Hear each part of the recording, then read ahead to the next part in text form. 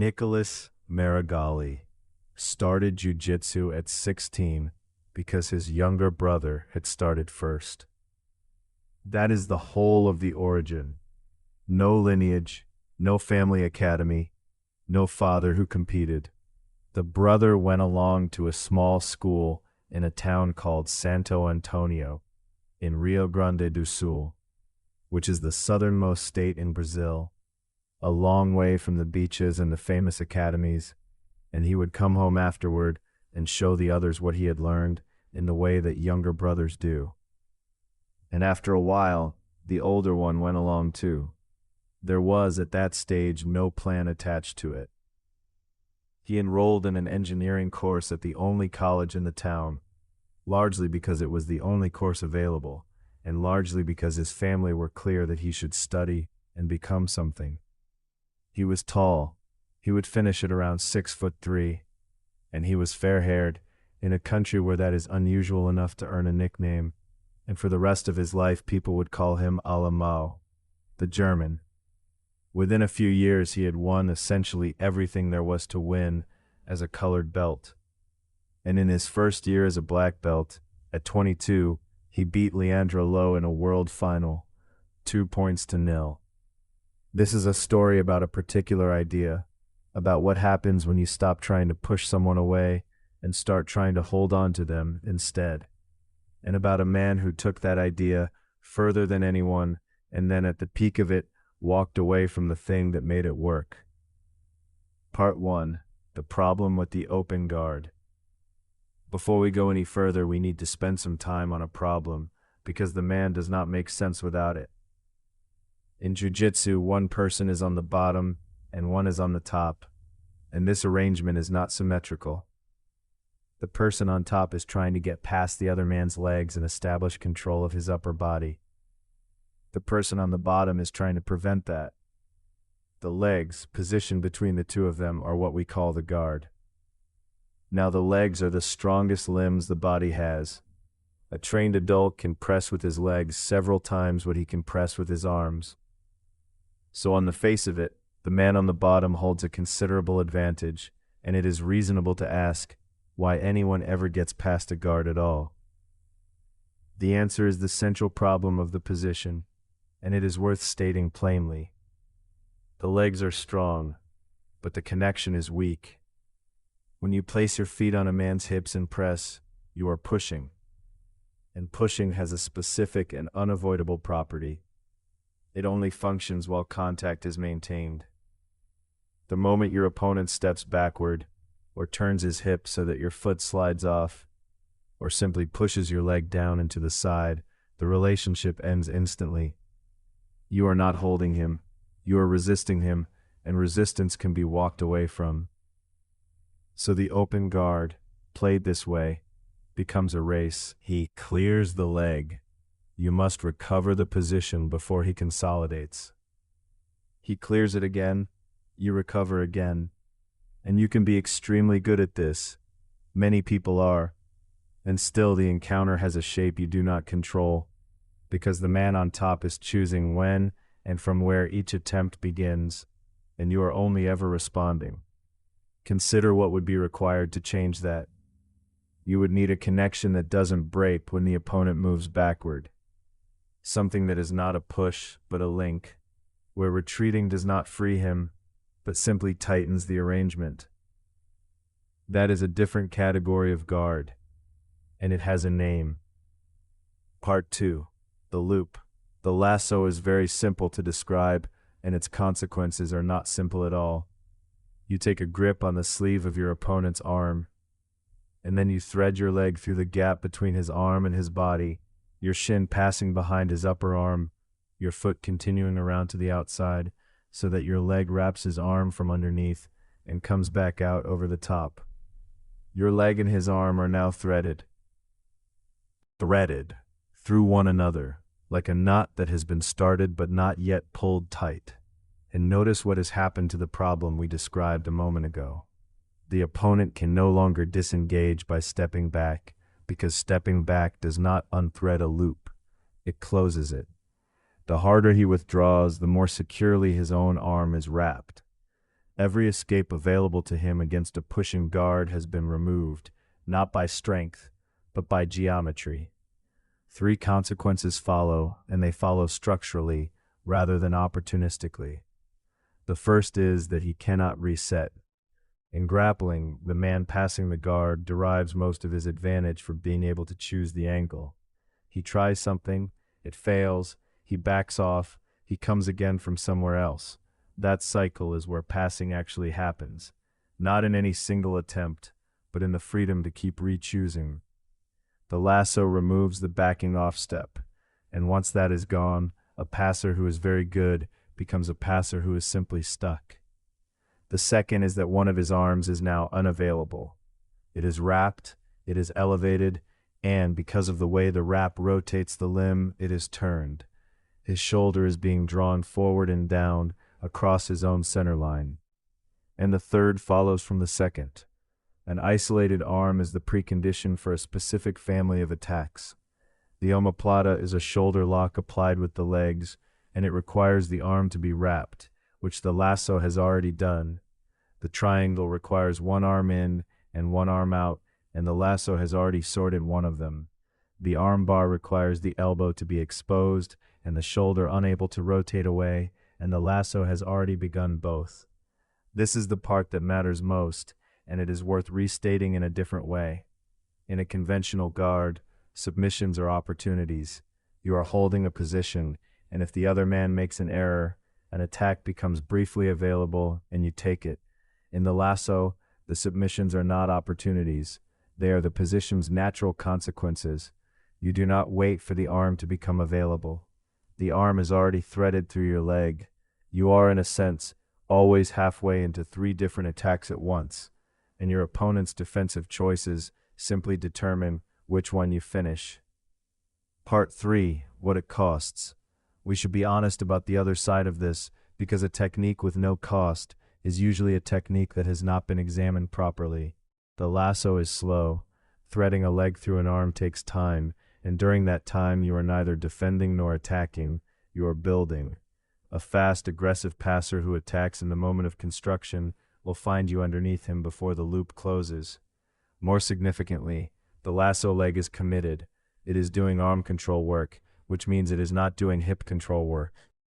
And hip control is what stops a man from walking around your legs.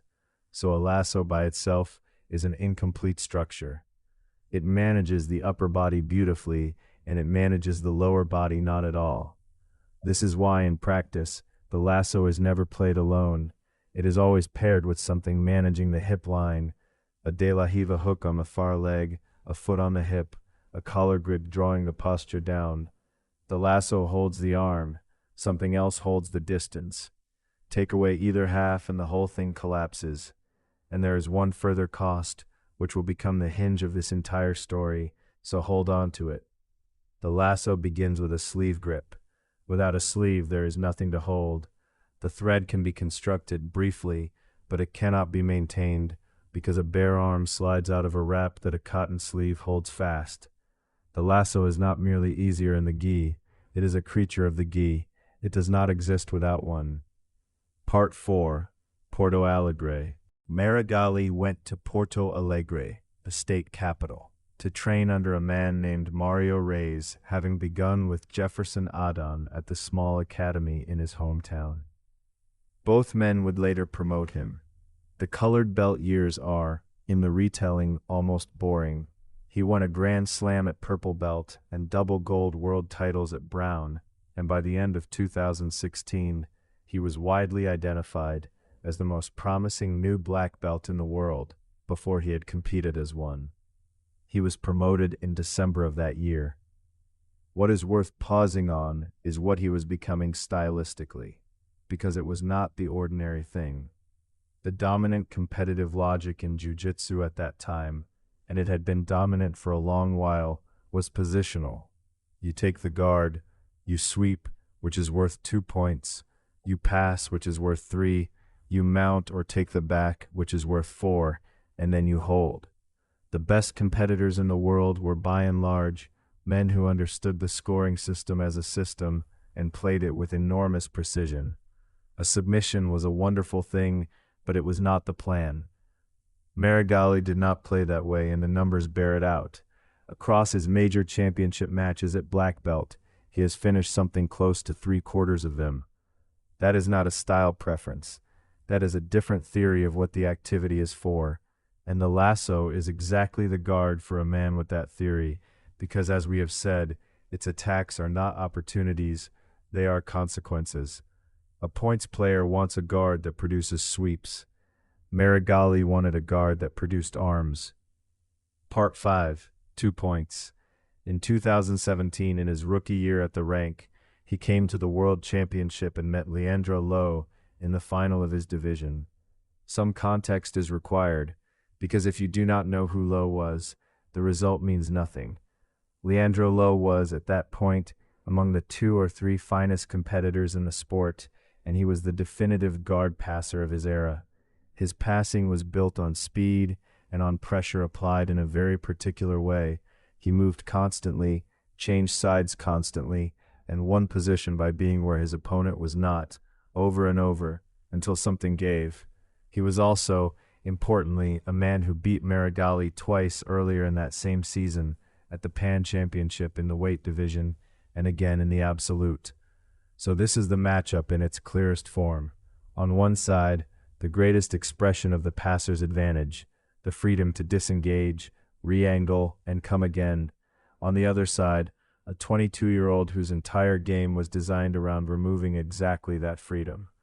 The final finished 2-0. I want to be careful here, because it would be easy and untrue to say that the lasso won that match on its own. It did not. Elite matches are not won by one position. But the shape of the contest is the shape of the argument. A man who wins by re-choosing his angle against a man who does not permit angles to be re-chosen, and the scoreboard reading too. He won the world title in his first year as a black belt against the most decorated passer alive on a scoreline of 2. He would win the world championship again 2 years later at a heavier division. In between, he took national titles and lost a world semifinal and generally did what a young champion does, which is to establish that the first one was not an accident. Part 6, Anaheim. And then there is the other thread running through all of this, which has nothing to do with technique. Meregali was never entirely comfortable inside the institution he was winning in. He was from the far south, from a town nobody had heard of, with no lineage behind him. He was outspoken in a sport that rewards deference to seniority. He had opinions about how jiu-jitsu should be practiced, and he expressed them, and he was tattooed and blonde, and did not particularly resemble anybody's idea of a Brazilian champion. The crowds, increasingly, were against him. This is a fact, rather than an interpretation. He has spoken about it at length, and the recordings bear it out. At the World Championship at the end of 2021, in Anaheim, he had reached the final of his weight division and the final of the absolute, the open weight bracket, which is the one that matters most in that sport, and the one he was favored to win. During the semifinal of the weight division, with the match still running, he raised his middle finger towards somebody in the crowd. He was penalized for it during the match, and won the match anyway. And then, after both competitors had left the mat, the refereeing body disqualified him from the entire tournament for the gesture. He was removed from both finals. The open weight final, which a great many people had come to see, was simply cancelled. He spoke about it afterward, and the interview was more affecting than the incident. He said there had been a man at the side of the mat talking at him for the duration of the contest, and that at the end of it, he could not hold it back. He said he had been penalized and had accepted the penalty and had gone to the warm-up area and cried a great deal. And then he said the thing that sits underneath the whole of it, that this happened every time he competed, that the crowd was always against him, and that he was tired of it. He was 27 years old. He was arguably the best gi competitor on earth, and he had just been removed from the 2 matches his year had been built around, and what he wanted to talk about was the noise. You can hold 2 views of this at once, and I think you should. The rule existed, and he broke it, and he has never claimed otherwise. And it was a very large punishment for a small gesture from a man who had spent years being shouted at. Part 7. Austin. Early in 2022, he did something that, in context, was close to unthinkable. He left the Brazilian gi circuit, where he was a multiple world champion, where his entire competitive identity had been built, where the sleeve grip that made his guard possible was guaranteed by the rules, and he moved to Austin, Texas, to train no gi under John Danaher. Sit with what that actually meant. We established earlier that the lasso is a creature of the gi. Remove the sleeve and the loop cannot be held. So this was not a stylistic adjustment or a broadening of horizons. The best position in the world's best gi guard player's game does not exist in the arena he was moving to. He was, quite deliberately, going somewhere his single greatest asset was unavailable. And there is a second, subtler thing about the move, which is the one that makes it interesting. Meregali's jiu-jitsu was intuitive.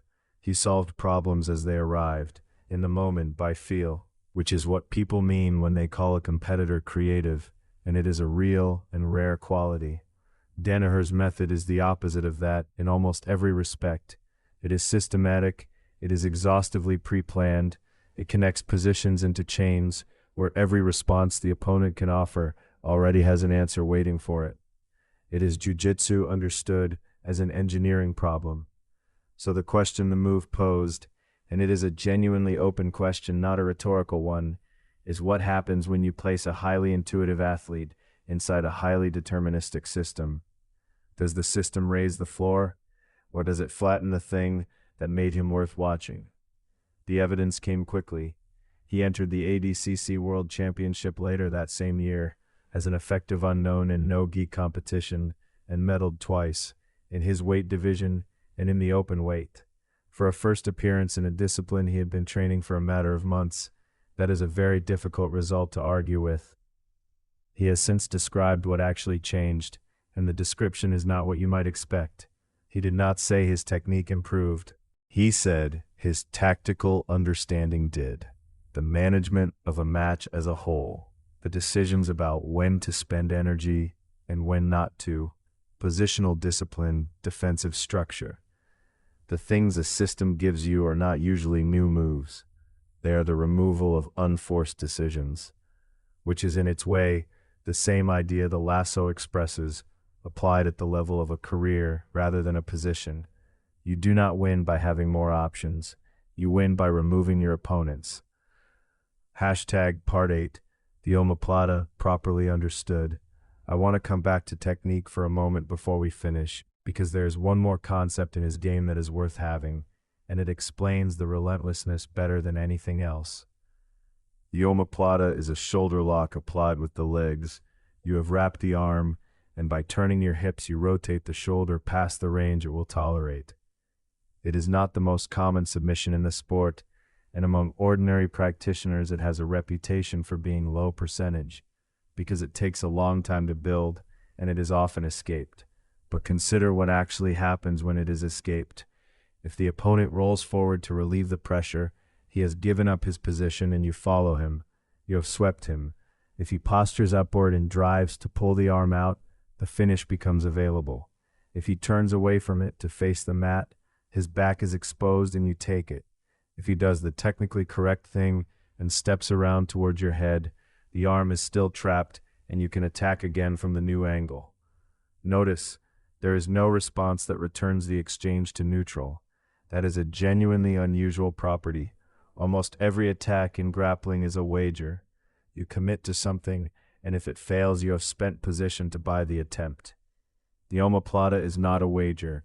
It is simultaneously a submission, a sweep, and a route to the back, and the opponent's defensive choice does not determine whether you profit, only how. An attack with no losing branch is the ideal foundation for an entire game, and once you understand that, Meregali's competitive style stops looking reckless and starts looking like arithmetic. He appears to be attacking constantly at enormous risk. He is not. He has chosen a structure in which the attacks do not cost him anything to attempt. That is the difference between aggression and a system that resembles aggression. Coda. He carried on.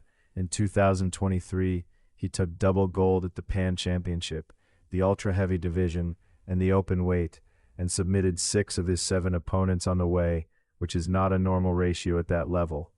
He moved increasingly into professional super fights, where the format suited him better than a bracket ever had, and won those too, in the gi and without it. The man he beat in that world final in his first year died in 2022. He was 33, and he is remembered as one of the finest competitors the sport has produced. And there is nothing useful to add to that.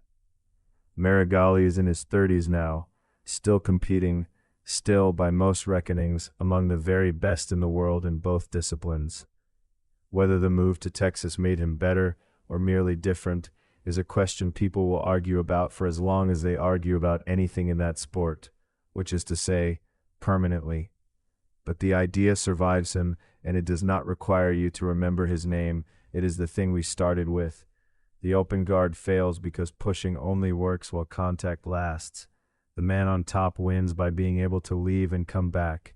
And the whole of the answer, the loop, the thread, the leg passed through the arm so that withdrawal only tightens it, is the discovery that if you stop trying to keep somebody away from you and instead simply refuse to let them go, then every advantage they had disappears at once.